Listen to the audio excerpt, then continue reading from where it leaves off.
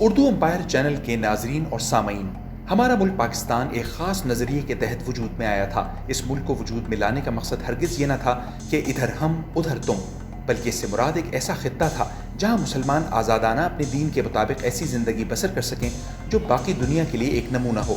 قائد اعظم نے کئی مقامات پر اس کا اعلان بھی کیا تھا۔ بدقسمتی سے ہمارا ملک جہاں سیاسی انتشار سے دوچار ہوا، وہیں اخلاق اور کردار کا بھی ایسا جنازہ نکلا کہ توبہ توبہ۔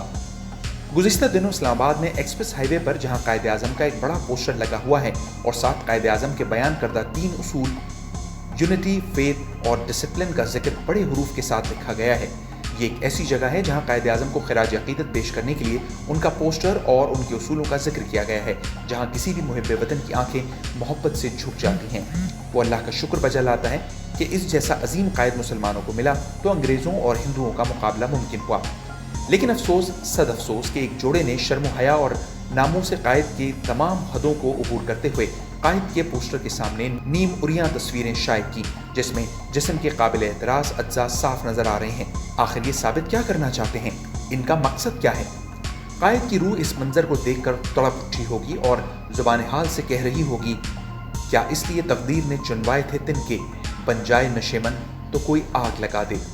ناظرین، ایسی نازیبا تصاویر قائد اعظم کے پوسٹر کے سامنے اگست کے مہینے میں اور پھر ان کو شیئر کرنا بہت سے سوالات کو جنم دیتا ہے۔ کیا یہ حرکت اس مقام پر انجانے میں ہوئی؟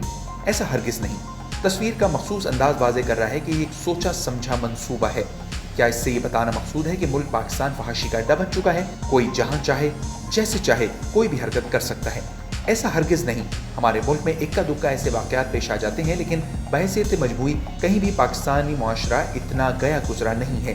کیا اس کے پیچھے غیر ملکی منصوبہ ہے جس میں انڈیا یا کسی دوسرے ملک دشمن کا ہاتھ ہو سکتا ہے تاکہ قائد کے ناموس کو پامال کر کے پورے ملک کو دنیا میں بدنام کیا جا سکے؟ ہمارا معاشرہ بہت سے مسائل میں گھرا ہوا ہے جس کی وجہ سے لوگوں کا مزاج تشدد آمیز بن چکا ہے۔ اکثر ایسے واقعات میں قتل و غارت گری تک نوبت پہنچ جاتی ہے۔ اس کے باوجود اتنا دیرہ دلیری سے یہ حرکت کرنا اور بغیر خوف و خطر کے ایک اہم جائے وقوع پر ایسی حرکت کرنا انتہائی تشویشناک ہے۔ ایک شہری نے ان دونوں کے خلاف تعزیرات پاکستان کی دفعہ 294 کے تحت مقدمہ درج کیا ہے، جس کے مطابق کسی عوامی مقام پر نازیبا حرکات کرنے سے 3 ماہ قید یا جرمانہ یا دونوں لگائے جا سکتے ہیں۔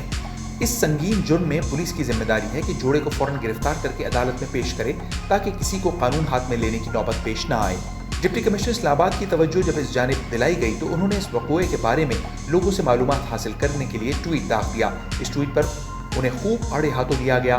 کسی نے یوں سریعام معاملہ اچھالنے کو مذکورہ جوڑے کی زندگی کو خطرے میں ڈالنے کے مترادف قرار دیا اور کسی نے انہیں باقی ضروری مسائل حل کرنے کی طرف توجہ دلائی۔ معاملہ جو بھی ہو، اس واقعے کی چھان بین کی جانی چاہیے اور پس پردہ محرکات کا جائزہ لینا چاہیے۔ ارباب اقتدار کی ذمہ داری ہے کہ ملک کو تماشا بنانے کی بجائے شتران بے مہار کو لگام دیں۔ پاکستان تو کیا کسی بھی ملک میں سریعام ایسی حرکات کی اجازت نہیں دی جا سکتی۔ ایک ملک کے بانی کے پوسٹر کے سامنے ایسی حرکات کی جائیں۔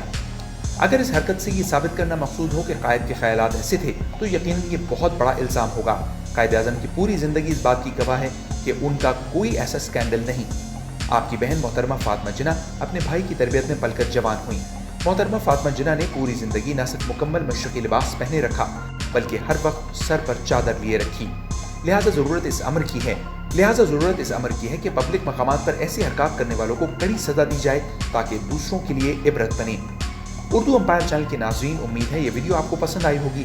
مزید معلوماتی ویڈیوز دیکھنے کے لیے اردو امپائر چینل کو سبسکرائب کریں اور نوٹیفیکیشن کا آئیکن ضرور دبائیں۔ خدا حافظ۔